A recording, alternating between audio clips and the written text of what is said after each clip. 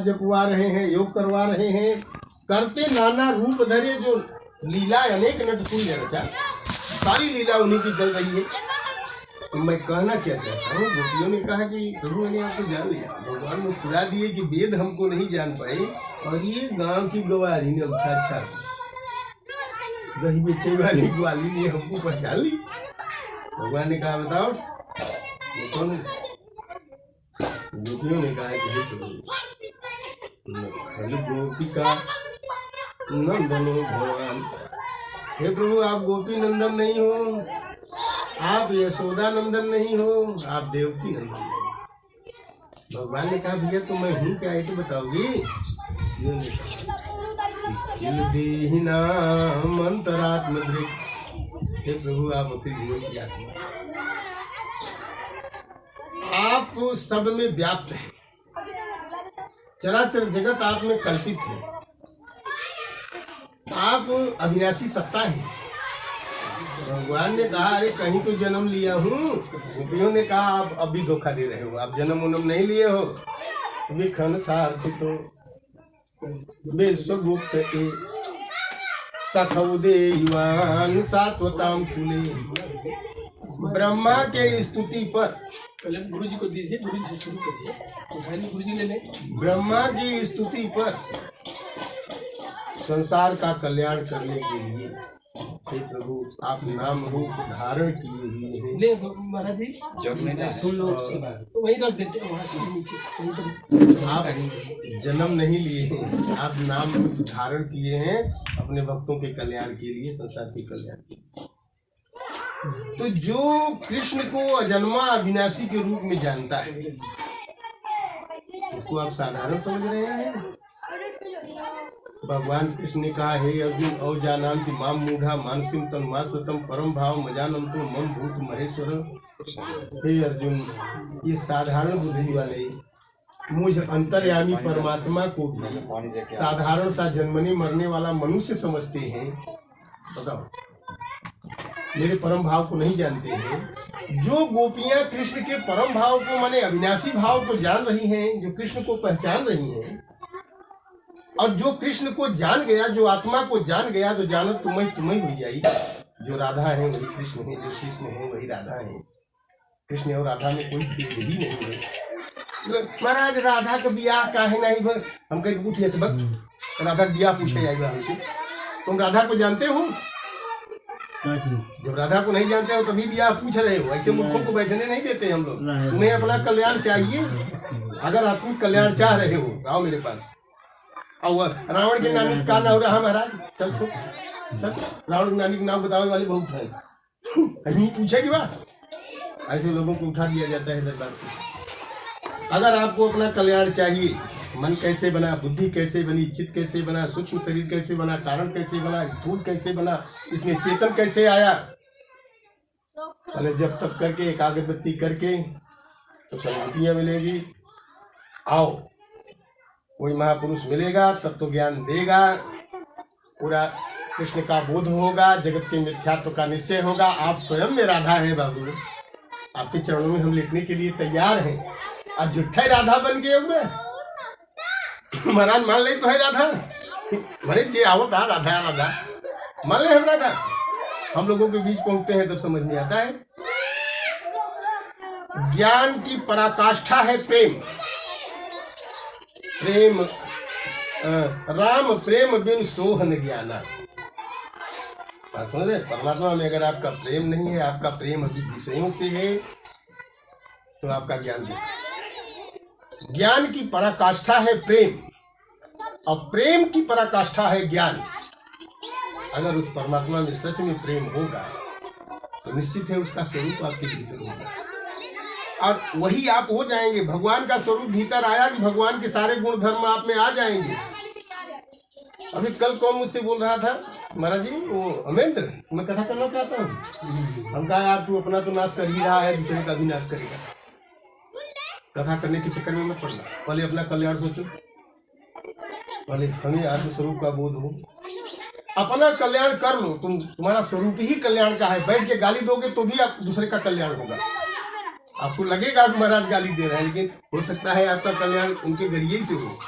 ऐसे महात्मा बहुत मिले हैं महाराज। गंगा जी के किनारे मुंह करके 1000 गाली दे रहे हैं, उनका नाम पगला बाबा। गाँव वाले का नाम रखे हैं पगला बाबा, और देखो पगला बाबा गाली देते हैं।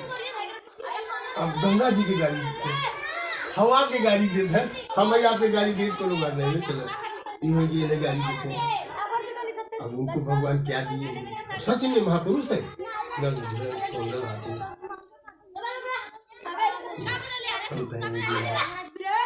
जो भी सेवा कर रहा है उसकी सारी कामनाएं पूर्ण हो रही हैं। जो भगवान क्या है जानते हैं? कल्पवृक्ष हैं। आप महाराज की सेवा कर रहे हैं, आप संसार की कामना कर रहे हैं, आपका पूरा हो गया। आप हल्ला मचाने लगे महाराज की आ गई, महाराज हो गया, हो गया। कोई आत्म कल्याण के लिए आएगा, उसको आत्मबोध हो जाएगा। कल्पवृक्ष के नीचे आप आए, आपकी भावनाओं का फल मिल जाएगा। भगवान की शरण गए या आप अपनी वृत्तियों को देखो। संसार चाहते हो, संसार मिल जाएगा। अध्यात्म चाहते हो, अध्यात्म मिल जाएगा।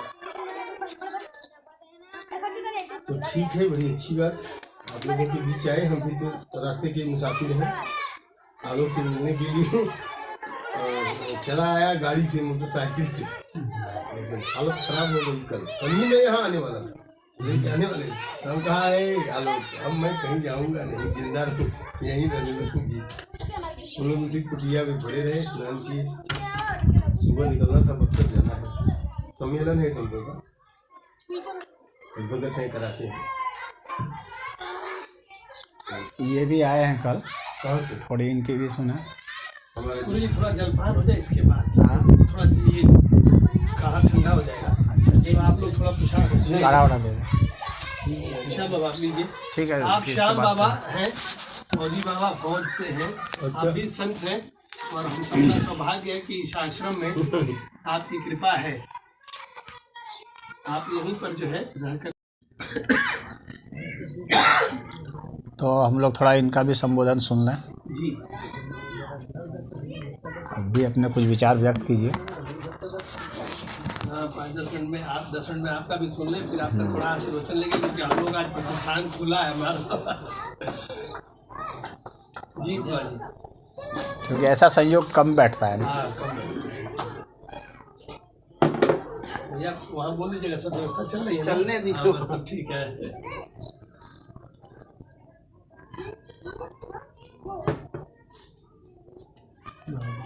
जब तक वहाँ तभी काढ़ा है बाबा, काढ़ा भी नहीं, उसी में रख के बंद कर दीजिए, रख के और कस के टाइट बंद करके यहीं रख दीजिए।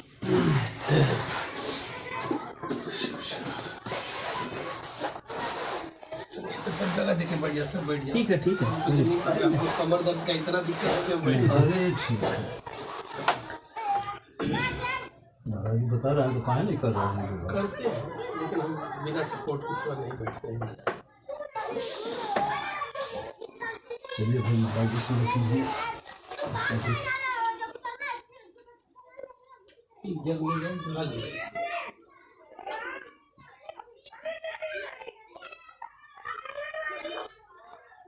ये सत्यन जी, तो गुरु जी का जग लेते हैं, उसमें पानी भर के लाके भिजवा दिया, किसी बच्चे से भिजवा दिया। अच्छा, ऊपर भी जग रखा है, उसमें पानी हम लाए थे ना, भरा नहीं है, भरा हुआ पानी चाहिए ना।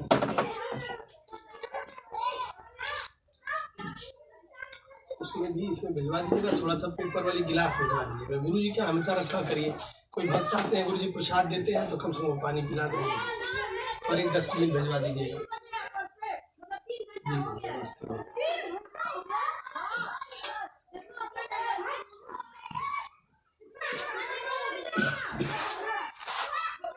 वक्ता को तो ये देखना पड़ता है कि किस चीज को इच्छा है, उसी को अनुसार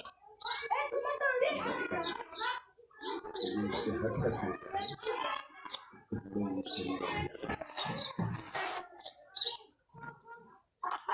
तो यहाँ तो कथा बात की बात है, आत्मस्वरूप की बोध की बात है। कथाओं के माध्यम से जैसे बालक को संबोधन देने के लिए, को बताने के लिए तमाम उपमाएं दी जाती है, इसी तरह आपके स्वरूप को बोध करने के लिए, अपने स्वरूप में स्थित करने के लिए तमाम कथाएं कहानियों नामकरण किया। लास्ट में आपको बताया गया कि जाको तू खोज फिर सोचू वापैया, जिसे तुम कथा के माध्यम से, राम के माध्यम से, कृष्ण के माध्यम से, राधा के माध्यम से, गौतम के माध्यम से, महावीर के माध्यम से खोजते हो, वो तुम ही। तुम चल तुम अपने के बाद अपने को शरीर मान लिया, किसी देश का बाकी मान लिया, किसी का बेटा मान लिया है, किसी का पति मान लिया, ये शरीर की मान लिया, तुम्हारी तेरा विनाश नहीं है। तो वही परम तत्व है जिसे तुम जानो। ये कब जानता है? तो जब बाहर थक जाता है, कथाओं के माध्यम से जाता है, तीर्थों के माध्यम से जाता है, तब पीछे का मतलब इसी में नहीं, कई बार आता जाता है। इसके बाद जब उसे बोध होता है तब अंदर प्रवेश करता है, और जब अंदर प्रवेश करता है तो देखता है कि जिसे मैं खोज रहा है वही है। दृष्टा दृश्य, दर्शक कौन है? तो वही है। वो न रहे तो न दृश्य है न दृष्टा है। उसी को पाने के लिए तमाम हम व्यवस्थाओं में लगे हैं, और उसी का रूप है शांति स्वरूप। नहीं शांति धन में, नहीं शांति धन में, नहीं शांति मन में, नहीं शांति जन में, अहम शांति रूपम अनादि रूपम, अहम शांति रूपम। इसका अनाज है, इसका आदि रूप है। ये पहले भी था, आज भी है। ये शरीर बीच की है, शरीर से पहले भी, शरीर के बाद भी रहे।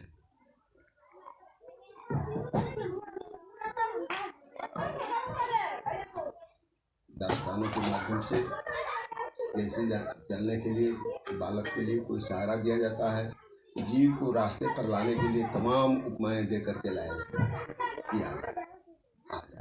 अभी ये बंधनों में ही शांति खोजता है, वस्तु से शांति खोजता है, व्यक्ति से शांति, जबकि ये दुख के घर में खड़ा है और उसी में सुख खोज रहा है। काया विनाशी जो दुख का घर है, ऐसी को सब कुछ मान करके सुख की तलाश में ढूंढा। तो जब तक ये उलट कर अंदर नहीं जाएगा तब तक कई बार आया जाएगा, मगर अपने स्वरूप में जब तक स्थिर नहीं हुआ तो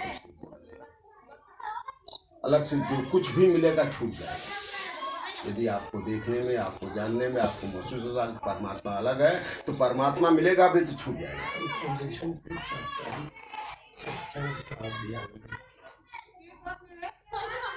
इसलिए जो है हम आग्रह करते हैं कि आप अपने में प्रवेश करें। जो आपके बाधक हैं वही साधक बन जाएंगे। पहले मन काग था कर्ता विषय, पहले मन काग था कर्ता विषय, फिर ये मन हंसा हुए मूर्ति चुनकी उठा।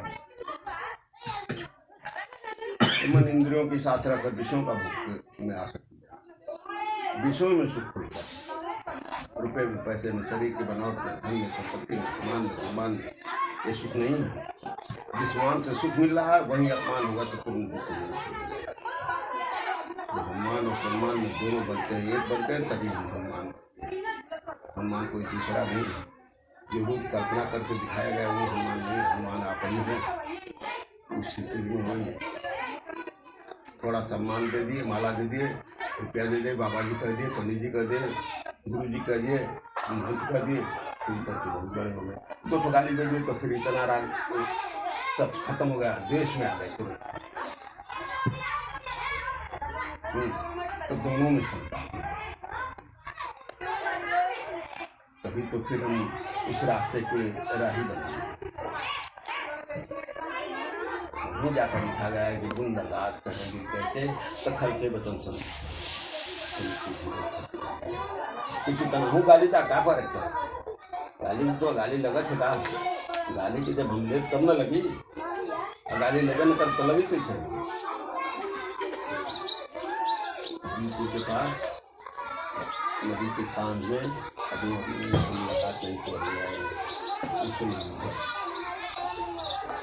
शाम का 4 बजे का टाइम था। फागुन माघ का अंतिम में फागुन की शुरुआत है, शिशिर ठीक चलता है, ठीक है। 4 बजे कोई फोन में बैठेगा नहीं, तो वृद्ध आदमी आयल, हाथ जोड़ के आँख गिरावत कर हे परमात्मा, एक बार मनुष्य का जन्म दे दला, औलाद दे दला, अगली बार जो मनुष्य का जन्म दिया था था। अब हमें देखा ना हम दरिए कोनवा में भीतर है और कुछ कपड़ा ना रहे, खाली अकेले तनो के रहे। तब से जब खड़ा भाई सामने खड़ा भाई गिर जाते महाराज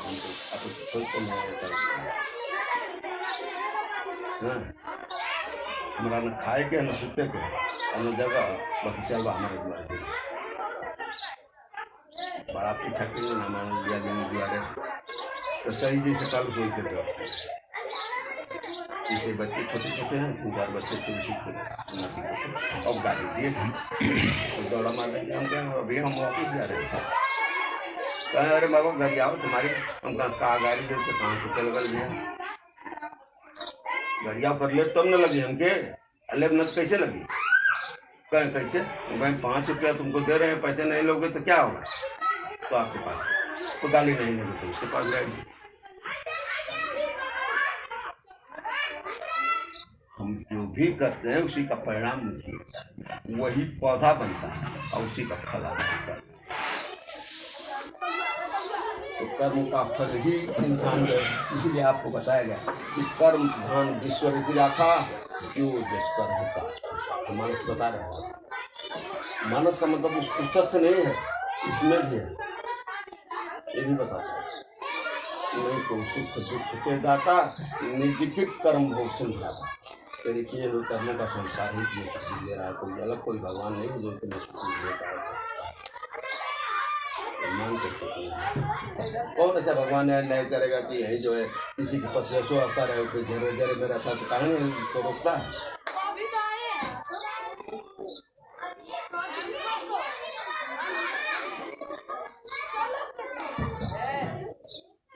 जो भी लिखा, जितना भी लिखा ये से लेकर के देखता सब मानो लिखा है समय के पास, कैसी समय में कैसी लेख लिखी गई, कब लिखा गया, किसने लिखा गया, उसका नियम और उस नियमानुसार और कुल नियम आपके अंदर में हो। ये खोपड़ा जो है विश्व की कोई भी विद्या कला जो भी आंखों से आप देखते हैं सब इसी से निकला, बाहर कोई कहीं से नहीं। और जब आप उलट करके इसमें प्रवेश करेंगे तो फिर आपको पता चलेगा कि नहीं है। अब इसके पहरेदार आपको जाने दें ना, के तमाम पहरेदार खड़े हैं, जरे जरे में खड़े पहरेदार न जाने दें, नहीं प्रवेश कर पाएंगे तो लड़ाई लड़ने में ही समय बीत जाएगी, शरीर सीधा हो जाएगी, इसके बाद शरीर छूट जाएगी, फिर साधन नहीं रह जाएगा, क्या चलेंगे शरीर के साधन का। शरीर को नियमित ना करते, हे भगवान दुख दे जा रहा, हे भगवान रोक दे, अरे भगवान काय को रोक दे भैया, काय के दुख से तो अपने कर्म से रोगी दोषी बड़ा, ये हमारा सफल करके भाई हमारा सफल परिजन मान है ना। कई लोग जब देखा लोग हमारा सामान तो कहला साधु तो वही बड़ा हमारा सामान पता भेलो तो गेहूँ कुल कुल। अरे भैया नियमित रहिए, नियमित करिए, नियम बहुत अच्छा चीज़ है। नियम जगावे प्रेम के, प्रेम जगावे विरह के, विरह जगावे जीव के, जीव मिलाओ ती के, वही चीज वही चीज। नियम हम नहीं बनाएंगे, आप नहीं बनाएंगे, कुदरत का नियम बना हुआ, कुदरत का नियम बना हुआ, सर्वांगी है, किसी को एक नहीं, उसी को नियम को ही धर्म पाया जाता है। धर्म हिंदू सिख है, धर्म मुस्लिम जैन, धर्म चित्त की शुद्धता तब पावे सुख है। जिससे चित्त शुद्ध हो वही धर्म हो। हम अपने को हिंदू मान लें, मुसलमान मान लें, व्यास मान लें, पंडित मान लें, नहीं आप ये शरीर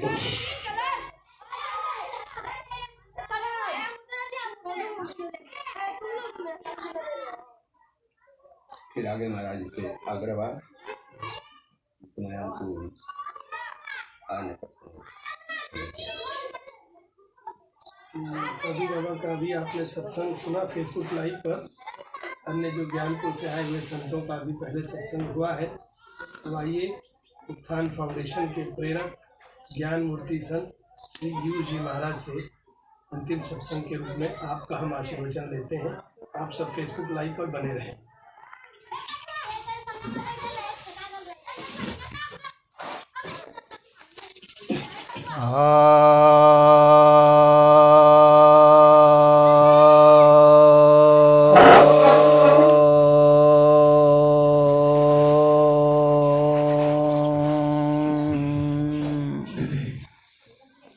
उपस्थित सभी संतजनों को, भक्तों को, सबको सप्रेम नमन। आज मैं समझता हूँ कि हम लोग के लिए बहुत भाग्यशाली दिन है कि दूर दूर से संत आए हुए हैं और हम लोगों को अपने आशीर्वचन दिए हैं। यह भारत भूमि बहुत ही अनादिकाल से, जब मनुष्य इस धराधाम पर आया, तब से इस विषय में बहुत ज़्यादा खोज किया है कि किस तरीके से हम अपने दुख दर्द का, हम अपने जन्म मरण का, हम अपने आनंद का, शांति का, इन सब का शोध परिशोध करें और उसके बाद फिर इनका उपयोग करें और आने वाली पीढ़ियों को भी देते जाएं, बढ़ाते जाएं। कुछ लोग ऐसा सोचते हैं कि अध्यात्म जो है वो मनुष्यों की थाती है। अब एक यक्ष प्रश्न यहाँ यह खड़ा होता है कि यदि मनुष्य नहीं होते तो क्या अध्यात्म नहीं होता, या मनुष्य जब नहीं थे तब क्या अध्यात्म नहीं था, या जहाँ मनुष्य नहीं है क्या वहाँ अध्यात्म नहीं है। कुछ लोग यहाँ तक भी कहते हैं कि मनुष्यों ने ईश्वर को बनाया है, ईश्वर एक कल्पित सत्ता है। तो यदि मनुष्य नहीं है तो क्या ईश्वर की सत्ता का अभाव हो गया, या यदि हम नहीं माने ईश्वर को तो क्या ईश्वर की सत्ता का अभाव हो जाएगा, यदि है तो। और यदि नहीं है तो फिर उसके नहीं होने का भी तो हमारे पास प्रमाण होना चाहिए, और बिना प्रमाण के है या नहीं है दोनों ही हम यदि कहते हैं तो उचित नहीं प्रतीत होता है। इसके बाद फिर मनुष्य भाग्य और कर्म को देखता है। कई विसंगतियां हैं कि क्या हम कर्म से उसे उपलब्ध हो सकते हैं, उस आध्यात्मिक सत्ता में प्रवेश कर सकते हैं या नहीं।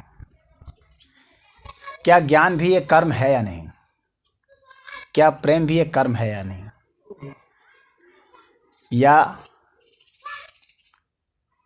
हम क्या कर्म में प्रेम, कर्म का जो प्रेम स्वरूप उसका आधार है या उसका स्वरूप है दूसरा, क्या उसे हम महसूस कर सकते हैं या नहीं।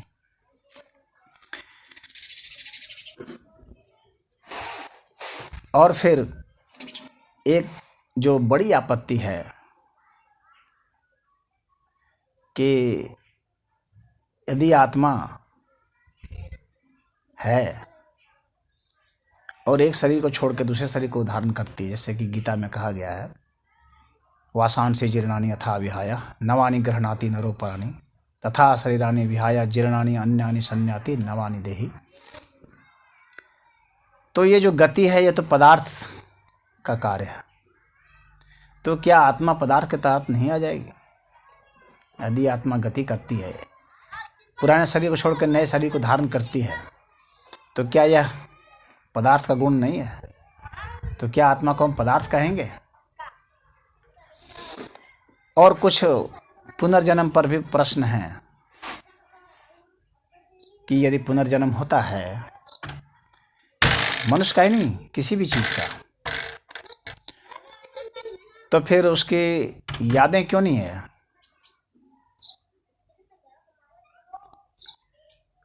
और फिर इसके क्या प्रमाण है? क्यों कहा जाता है? बिना प्रमाण के कहना तो यह अपने आप में एक अंधविश्वास हो जाएगा। और जिनके दावे हैं उन्होंने दावे तो किए हैं, प्रमाण नहीं दिया, ऐसा आरोप लगाया जाता है। तो इन जो विवादास्पद बातें हैं कुछ, उस पर ही मैं कुछ प्रकाश डालता हूँ। अक्सर संतों के सामने इस तरह के प्रश्न आते हैं और स्वाभाविक सी बात है, शिक्षा का विकास हो रहा है, लोग दर्शन शास्त्र भी पढ़ रहे हैं, विज्ञान भी पढ़ रहे हैं और समाज शास्त्र भी पढ़ रहे हैं। तो ये प्रश्न तो उनका बनता है, और प्रश्न बनता है तो फिर आपको उत्तर बताना है और उत्तर तथ्यपूर्ण बताना है। ऐसा नहीं कि हम उत्तर कह दिए तो तुम मान ही लो। अब पहले मैं ईश्वर की सत्ता पर ही आता हूँ, क्योंकि कुछ लोग ईश्वर की सत्ता को ही कल्पनीय मानते हैं। यदि मनुष्य नहीं होते और कल्पना भी नहीं होती हम मनुष्यों की, तो क्या यह अस्तित्व नहीं होता? मनुष्य जब नहीं रहेगा तो क्या अस्तित्व समाप्त हो जाएगा? तो निसंदेह यह अस्तित्व समाप्त नहीं होगा, क्योंकि यह अस्तित्व मनुष्य की सत्ता पर निर्भर नहीं है। और मनुष्य जब नहीं थे तो भी यदि वैज्ञानिकों की भी बात की जाए तो भी यह अस्तित्व था। तो इसका अर्थ हो गया कि यह अस्तित्व है जो कि मनुष्यों की सत्ता पर निर्भर नहीं है। अब यह प्रश्न उठता है कि यह जो अस्तित्व है वो कैसा है। कुछ कहते हैं कि यह अस्तित्व जो है वह जो प्रकृति है बस वही है। फिर क्यों भगवान मानते हो? प्रकृति बोलो ना। प्रकृति बोलने में क्या अर्ज है? हम नेचर कह सकते हैं, फिर भगवान क्यों मानते? यह भी कुछ लोग प्रश्न उठाते हैं। ये मानते हैं कि मनुष्य जब नहीं था तब भी अस्तित्व था, लेकिन उसको वे प्रकृति कहते हैं। तो क्या सिर्फ यह एक शब्दावली का झंझट है, शब्दावली का विवाद है? परंतु ऐसा नहीं प्रतीत होता है। क्यों? क्योंकि प्रकृति की जो परिभाषा है, जो नेचुरल साइंस भी हम लोग को बताता है, तो यह प्रकृति वहाँ तक है जहाँ तक कि इसमें संयोजन हो सकता है और जहाँ तक इसका विखंडन हो सकता है। संयोजन के बाहर की जो सत्ता हो जाएगी, संयोजन से और विस्तृत, क्योंकि संयोजन वहीं तक हो सकती है जहाँ तक अधिकतम बड़ी रेखा हो सकती है, और विखंडन वहीं तक हो सकता है जहाँ सूक्ष्मतम बिंदु हो सकता है। तो यह जो सूक्ष्मतम बिंदु जो हम लोग कल्पना कर सकते हैं या कोई भी प्राणी कल्पना कर सकता है, उससे जो सूक्ष्म अस्तित्व होगा वह प्रकृति में नहीं आएगा, वह अविभाज्य हो जाएगा। क्योंकि विभाजित करने के लिए एक बिंदु अवश्य ही चाहिए। बिना बिंदु के हम लोग किसी चीज़ को विभाजित नहीं कर सकते। और संयोजन के लिए भी एक रेखा चाहिए, बिना रेखा के हम लोग संयोजित भी नहीं कर सकते। तो यह जो अस्तित्व है, अगर विस्तार में देखें तो उस हमारी तमाम जो काल्पनिक रेखा है, अधिकतम बड़ी से बड़ी, उससे भी बड़ा छूट जाता है। क्योंकि हम किसी रेखा की कल्पना करेंगे तो कहाँ तक करेंगे? हम जहाँ तक भी लंबाई इसकी सोचेंगे उससे भी लंबा अस्तित्व छूट जाएगा। तो जो लंबा अस्तित्व छूट जाता है विस्तार में, उसके बाद रह जाता है वो भी प्रकृति के दायरे के बाहर हो गया। और जो काल्पनिक सूक्ष्मतम बिंदु से भी जो अस्तित्व छूट जाता है वह उस विभाजन की रेखा, विभाजन की बिंदु, विभाजन की सत्ता से भी बाहर हो गया। यानी यह जो अविभाज्य और असंयोज्य सत्ता बच जाती है प्रकृति के बाहर, उसको भी हमें इस अस्तित्व में शामिल करना पड़ेगा। और उस अस्तित्व को ही सनातन धर्म में अनंत सत्ता कहा गया है और उसको ही परब्रह्म परमेश्वर कहा गया है। तो परब्रह्म परमेश्वर लॉजिकली, साइंटिफिकली और मैथमेटिकली भी सिद्ध होते हैं। मैथमेटिक्स से अगर बताऊं तो हम लोग जितने भी संख्याएं सोच सकते हैं उन सभी संख्याओं से बाहर की संख्याएं भी शामिल हो जाती हैं। यानी हम संख्याओं का अंत नहीं कर सकते। हम कितना भी बढ़ा लें संख्या, उसका अंत नहीं कर सकते, या फिर कितना भी घटा लें, एक अंतिम संख्या नहीं है। एक से भी छोटी संख्या हैं, जैसे 1.5 करेंगे, फिर 0.2 करेंगे, 1 करेंगे, इस तरह से संख्याएं छोटी होती चली जाएंगी। यानी हम संख्याओं का अंत नहीं कर सकते, यानी इस अस्तित्व का अंत नहीं कर सकते, क्योंकि मैथमेटिक्स की उत्पत्ति ही हुई है इस अस्तित्व को व्याख्यायित करने के लिए। मैथमेटिक्स इस अस्तित्व की भाषा है। जैसे हमारे और आपके बीच की जो भाषा है, हिंदी, इंग्लिश वगैरह वगैरह, उसी तरह से इस अस्तित्व की जो भाषा है वो मैथमेटिक्स है। और मैथमेटिकली यह सिद्ध होता है कि यह अस्तित्व अनंत है। इसी को वेद ने कहा है कि यह सत्ता जो है अनंत है। सत्यम ज्ञानम अनंतम ब्रह्म, यह हम लोग का उपनिषद बता रहा है। तो इनके कहने का मतलब है कि वही ज्ञान सत्य है जो ज्ञान अनंत है। यह जो अनंत सत्ता है वही सत्य है, और यह जो अनंत सत्ता है वह प्रकृति की सत्ता से बड़ा है, विस्तार है उसका। इसलिए इस ईश्वर को प्रमाणित किया जाता है, इसलिए यह मनोकल्पित नहीं है, बिल्कुल नहीं। और जो इसे मनोकल्पित कहते हैं, फिर उन्हें अपना यह इस तर्क का भी उनको कोई तर्क खोज लेना चाहिए, जो उन्होंने आज तक नहीं प्रस्तुत किया, जो भी नास्तिकवादी है। अब इसके बाद बात उठती है कि अगर हम मनुष्य नहीं हैं, अन्य जो जीव हैं, अन्य प्राणी हैं, या प्राणी भी नहीं हैं, जिसको हम लोग सामान्यतः निर्जीव सत्ता बोल देते हैं, क्या वह आध्यात्मिक सत्ता भी है? तो निश्चित ही है। हम आध्यात्मिक सत्ता और भौतिक सत्ता का जिस तरह से विभाजन करते हैं, बिल्कुल हार्ड कोर में, वाटर टाइट कंपार्टमेंट में, ऐसा कोई विभाजन नहीं है। यह विभाजन सिर्फ और सिर्फ हमारी अज्ञानता की वजह से मालूम पड़ता है। ये भौतिक सत्ता सिर्फ समझाने के लिए है। हम जिन तत्वों को इंद्रियों से ही महसूस कर पाते हैं, तो उसको हम कहते हैं भौतिक सत्ता। परंतु जिनको हम इंद्रियों से ही महसूस कर पाते हैं, इसका अर्थ यह नहीं है कि हम उनको आध्यात्मिक तरह से महसूस नहीं कर सकते। यदि हम किसी सत्ता को भौतिक रूप से महसूस करते हैं, यानी इंद्रियों से महसूस करते हैं, तो उसी सत्ता को हम आध्यात्मिक दृष्टि से भी महसूस कर सकते हैं, और तब हमारा नज़रिया कुछ और होगा। यानी वह भौतिक सत्ता भी आध्यात्मिक सत्ता सिद्ध होगी। स्वामी दयानंद सरस्वती का मैं छोटा सा एक दृष्टांत लेता हूँ कि वह जो है शिवलिंग से थोड़ा सा चीड़ रखते थे और कहते थे ये तो मूर्त है, मूर्त की क्या आराधना करना। यही विवाद वे लगातार करते थे। और महाशिवरात्रि के दिन कहा जाता है कि उनको आत्मबोध हुआ। अब उनको क्या आत्मबोध हुआ? अगर आत्मबोध होता तो शिवलिंग में भी आत्मा का दर्शन हो सकता था, लेकिन उनको ऐसा आत्मबोध हुआ कि वो उनको पार्थिव ही सिर्फ दिखता था। यानी उनका नज़रिया अभी तक सिर्फ भौतिक सत्ता ही थी। वही मैं रामकृष्ण परमहंस की भी बात करता हूँ यहाँ पर। उनको मूर्त में भी अमूर्त दिखता था। दयानंद सरस्वती को मूर्त में सिर्फ मूर्त ही दिखता था। रामकृष्ण परमहंस को मूर्त में अमूर्त भी दिखता था। यह आध्यात्मिक सत्ता की जागृति का प्रमाण है। रामकृष्ण परमहंस मूर्त में अमूर्त देख सकते थे, महसूस कर सकते थे। दयानंद नहीं कर पाते थे। तो दयानंद सोचते थे कि यह मूर्त जो है, इसकी सत्ता इतनी भर है।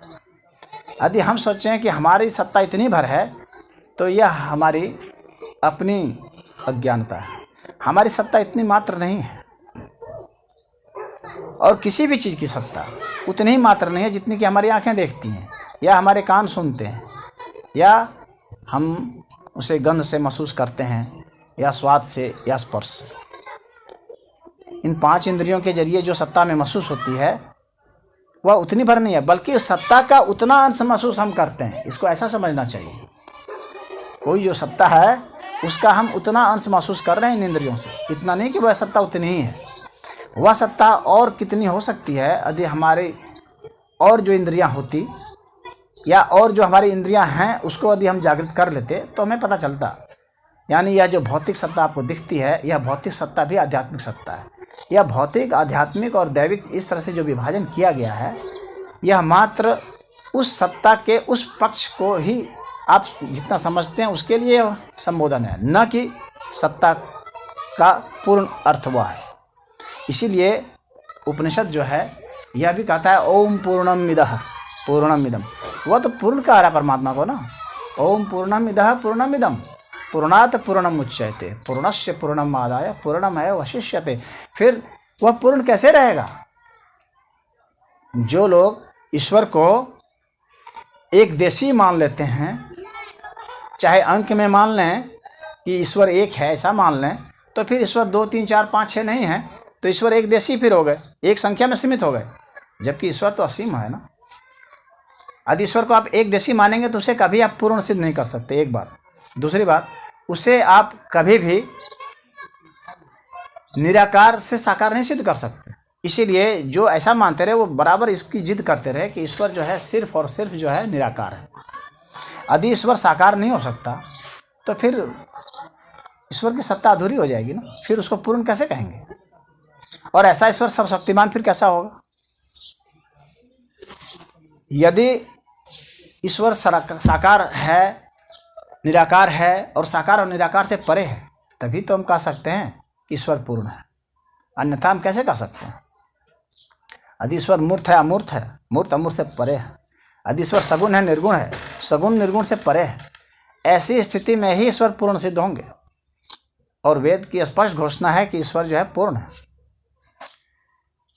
तो ईश्वर की जो पूर्णता है वह प्रमाणित होती है इसी से कि हम बाकी सत्ताओं को अगर उससे हटा देते हैं तो फिर हमें यह एक फिर एक्सप्लेनेशन देना पड़ेगा कि ये बाकी सत्ताएं आखिर अपना अस्तित्व कैसे रखती हैं, उसका आश्रय क्या, आधार क्या है, वो कहाँ से आई, कैसे उत्पन्न हुई। अब इस्लाम ने कह दिया कि वो तो शून्य से बन गई, ईसाईयत भी वही बात कहता है, शून्य से बन गई। शून्य से तो कुछ बन ही नहीं सकती, सदैव कुछ से ही कुछ बनती है। और वेद तो यही कहता है तदात्मानं स्वयं कुरुत, मैंने स्वयं से ही रचा है, अपने से रचा है, यानी वह मैं ही हूँ।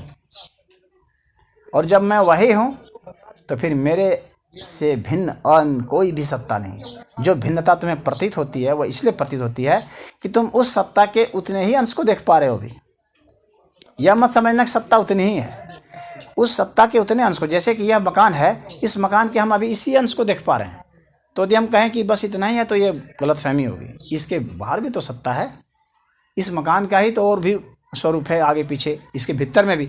इतने में भी हम क्या, दीवार तक हमारी नज़र है बस, और वो भी बाहरी दीवार तक, बाहरी परत तक। इस दीवार की भीतरी परत में क्या है हमें भी पता नहीं। तो यह हमारी दृष्टि की कमजोरी है कि हम दीवार की इतनी सत्ता को देख रहे हैं। तो यहाँ पर मेरे कहने का तात्पर्य इतना है कि ईश्वर का अस्तित्व पूर्ण है, अनंत है, और जो भी हम तत्व देखते हैं वही तत्व को हम आध्यात्मिक अर्थ में भी देखेंगे तो वही तत्व फिर हम लोग को विलक्षण दिखेगा। यहाँ पर इसलिए हर तत्व विलक्षण है। जब भगवान ने कहा वासुदेवः सर्वमिति, तो फिर यहाँ पर वासुदेव के सिवा कुछ है ही नहीं।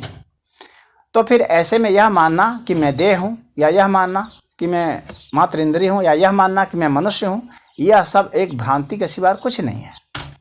जब हम सिर्फ यह कहते रहेंगे कि वासुदेव ही हैं बस, तब हम यथार्थ वक्तव्य देते हैं, तब हम वेद सम्मत वक्तव्य देते हैं। अब इसके बाद आता है कर्म और भाग्य, या कर्म के जरिए हम ज्ञान को, ज्ञान और कर्म का जो विभाजन किया गया है भक्ति का, यह भी ऐसा विभाजन नहीं है, वाटर टाइट कंपार्टमेंट नहीं है। प्रेम का भी कर्म है, कर्म भी अपने आप में प्रेम है। हम कर्म के उस प्रेममय अवस्था को हम महसूस नहीं कर पा रहे हैं, तो ये हमारे दृष्टि का अभाव है। इसीलिए हम कहते हैं हम इतनी ही सत्ता देख पा रहे हैं, कर्म की हम इतनी ही सत्ता देख पा रहे हैं। कर्म की हम पूर्ण सत्ता देखेंगे तो पता चलेगा कि यही कर्म जो है, यही प्रेम भी है, यही भक्ति भी है, यही ज्ञान भी है। और उसी तरह से हम ज्ञान को भी जब पूर्णता में जानेंगे तो फिर पता चलेगा कि यही कर्म है। यही भाग्य है, यही ईश्वर है। यानी किसी भी एक जो अंश मात्र भी है, उस एक अंश मात्र में हम हर चीज़ देख सकते हैं। यह पूरा जो अस्तित्व है, इसका एक अंश मात्र भी जो है वो सब कुछ रखता है। उसके पास सब कुछ है, वो सब कुछ हो सकता है। और यहाँ पर जो भौतिक विज्ञान का जो क्वांटम फिजिक्स है, वो जो है यहाँ पर आता है। तो क्वांटम फिजिक्स जो भौतिक विज्ञानी जो अभी कहते हैं, उसका सारा स्रोत जो है वेद में, उपनिषद में और गीता में जाता है। जितने हमारे शास्त्र हैं उसमें जाता है, क्योंकि वहाँ पर इसी तरह से कहा गया है, यह एक स्तंभ जगत कृत सनम। इस जो है अस्तित्व में पूरा का पूरा जगत है। भगवान अर्जुन को कहते हैं कि तुम पूरे अस्तित्व को देख सकते हो। यानी एक जो कण मात्र भी या कण से भी जो सूक्ष्म आप सोच सकते हैं, जो अधिकतम सूक्ष्म से सूक्ष्म बिंदु, चाहे क्वार्क को ले लें, उसमें भी आप पाएंगे कि सारा का सारा पूरा अस्तित्व है। और इसी यह वेद भी कहता है, यथा पिंडे तथा ब्रह्मांडे। हाँ, यही चीज़ जो वैदिक परंपरा रही है, जो हम लोग को वैदिक दर्शन मिला है, यही चीज़ आज के आधुनिक विज्ञान जो है प्रमाणित करते जा रहे हैं। एक तरह से कहा जाएगा किसी को रीडिस्कवर कर रहे हैं वो। इसी फिलॉसफी को वे बढ़ा रहे हैं। अब इस फिलॉसफी के मैथमेटिकल फॉर्मूले को वे चूंकि लगा रहे हैं, तो उसको वे साइंस कहते हैं। हम फिलॉसफी को जब हम मैथमेटिक्स में कन्वर्ट कर देते हैं तो वह साइंस कहलाता है।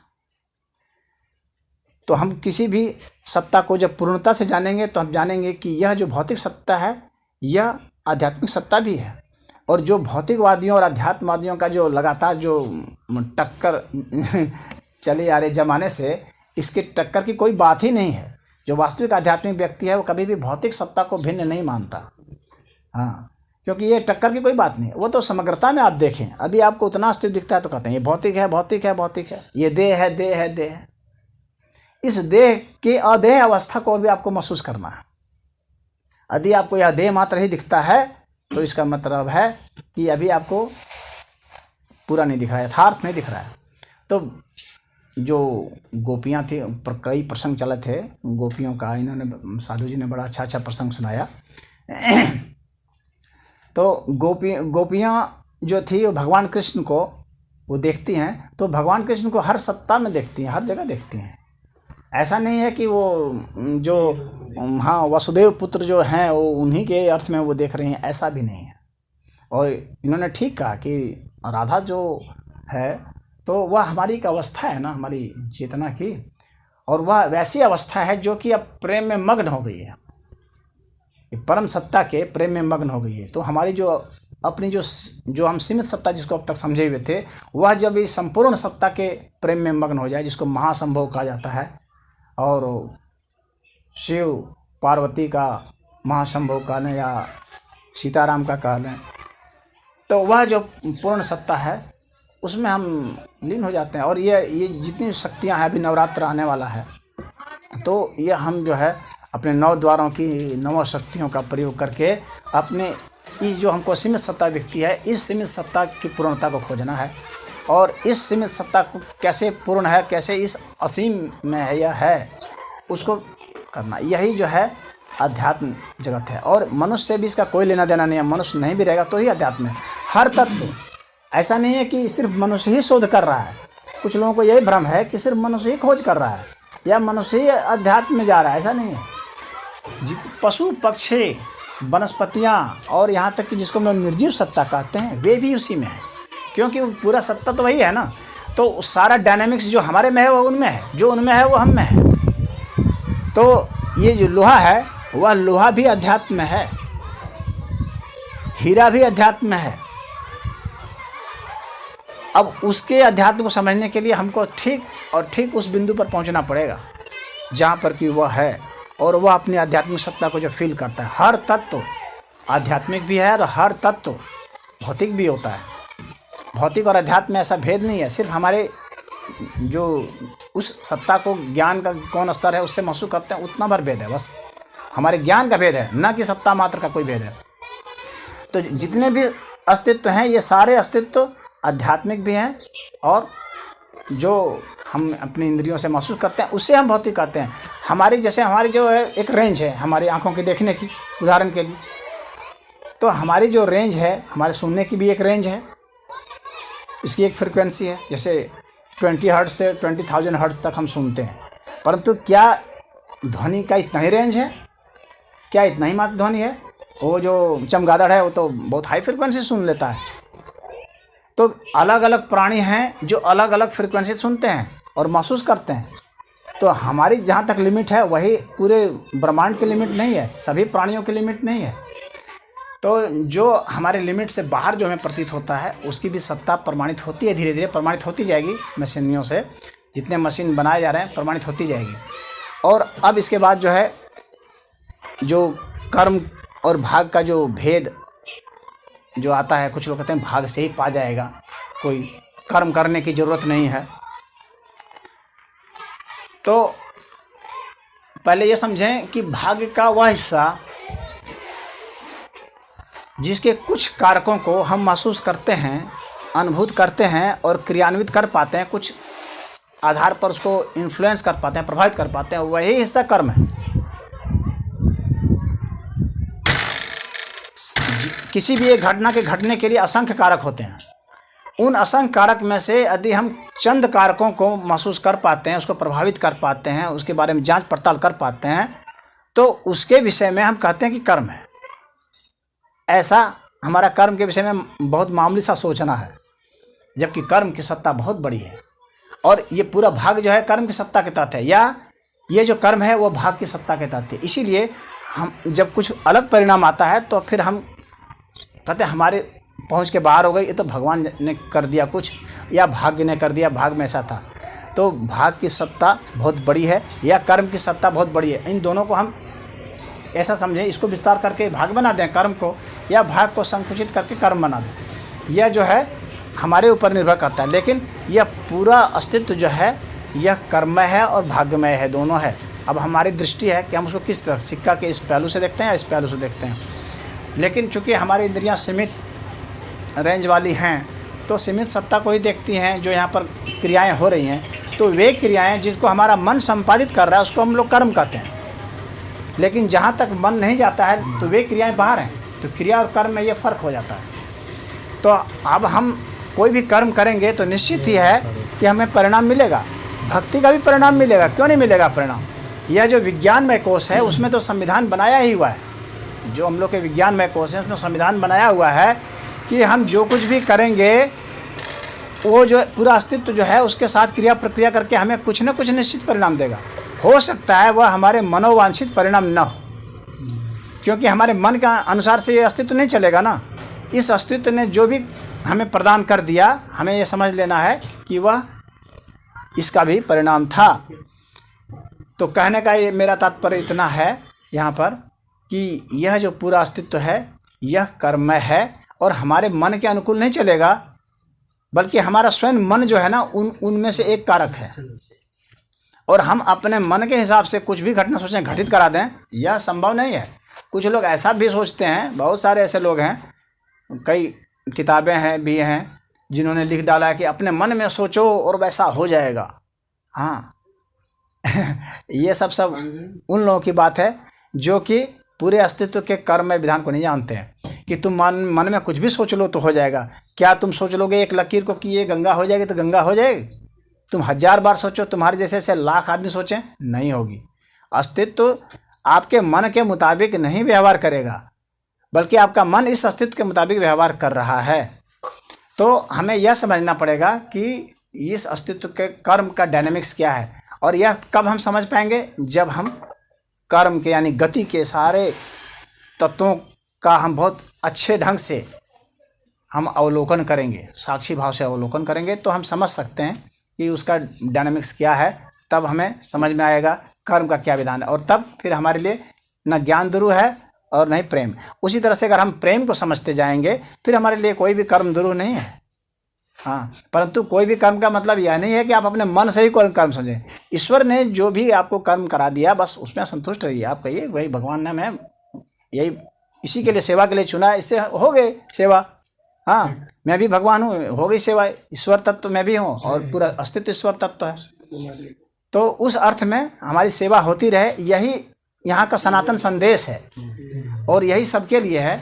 और मैं समझता हूँ कि अभी जैसे कुछ लोग ये सब मान लीजिए कथा कहते हैं, राम की कथा कहते हैं और सीता की कथा कहते हैं और रावण वगैरह जो भी है कथा कहते हैं, इसी में भगवान कृष्ण की भी कथा होगी, तो सबकी कथा होगी। और ये सनातन परंपरा रही है कथा के माध्यम से। जैसे अब साधु जी ने कहा कि कथा के माध्यम से कुछ सुनाया जाता है, लेकिन अंततः वो कथा हम लोग यहाँ इस तरह का, भारत ने इतना शोध किया है, भारत ने यह माना है कि हर मनुष्य विकास की अलग अलग अवस्थाओं में है। हर व्यक्ति शुद्ध फिलॉसफी नहीं समझ सकता, ना उसके वो काम की है, किसी के काम की वह कथा है। वो कथा के माध्यम से फिलॉसफी तो समझ सकता है, लेकिन शुद्ध फिलॉसफी के माध्यम से ही समझे ऐसा हर व्यक्ति का दिमाग नहीं है। तो इसलिए उसको कथा के माध्यम से समझाया जाता है। इसीलिए कथा की अपनी उपयोगिता है कि कथा के माध्यम से वो समझे। और यहाँ पर ऐसा कुछ विकास किया गया है, हर क्षेत्र में विकास किया गया, आँख के माध्यम से, कान के माध्यम से, नाक के माध्यम से, हर चीज़ का। तो ये जो कथा है ये कान का माध्यम है, मुँह का माध्यम है, एक बोलने वाला है, एक सुनने वाला है, इसका माध्यम है। ये इन दोनों की प्रमुखता है। बाकी तो हम आँख से भी देख रहे हैं, सब कुछ कर रहे हैं, तो इनकी भी अपनी उपयोगिता है कथावाचक की। और शास्त्र जो लिखे गए हैं वो तो पढ़ने के लिए ना, पढ़े हैं तभी तो उस परंपरा से चला है, कुछ हम सुने हैं तभी तो परंपरा से चला है। आज जो हम कुछ बोल रहे हैं, आखिर किसी साधु संत ने, ऋषि महर्षि ने कहा तभी तो हम सुना रहे हैं। आज किसी ने भी कहा, भगवान ने भी जो कहा, भगवान कृष्ण ने भी जो कहा, उसके पहले भी भगवान कृष्ण ने खुद कहा है कि गीता कई बार गाई गई है और वेद उपनिषद पहले से ही हैं। हाँ, तो ये परंपरा चलती आ रही है, अनवरत चलती रहेगी, इस परंपरा का कोई अंत नहीं है। तो हम कथा भी सुनाते रहेंगे, फिलॉसफी भी सुनाते रहेंगे, योग भी कराते रहेंगे, भजन भी कराते रहेंगे। यहाँ पर इतनी ज़्यादा खोजें भी है, इसीलिए 1000 तरह के यहाँ पर खोजें हैं, कई योग हैं, मंत्र योग है, तंत्र योग है, यंत्र योग है, भक्ति योग है, ज्ञान योग है, ध्यान योग है, राज योग है। कोई एक योग पर फिक्स नहीं कर दिया गया है। हाँ, किसी व्यक्ति ने एक योग में कुछ विशेषता हासिल की, उसमें ज़्यादा खोज किया उसने, तो वहाँ से एक संप्रदाय चल पड़ा। जैसे बुद्ध ने ध्यान पर बहुत ज़्यादा शोध किया और वहाँ से ध्यान योग चल पड़ा। महर्षि पतंजलि जी ने अष्टांग योग पर बहुत किया तो चल पड़ा। परंतु ऐसा नहीं है कि वो ध्यान योग जो है वो भक्ति योग का विरोधी है। ऐसा जो कहता है वो ध्यान योग को नहीं जानता। फिर उसी तरह से भक्ति योग वाले भी हर योग में जा सकते हैं। तो आज इतना ही। ओम हरि। बोलिए सद्गुरुदेव भगवान की जय। अब हम शरण बाबा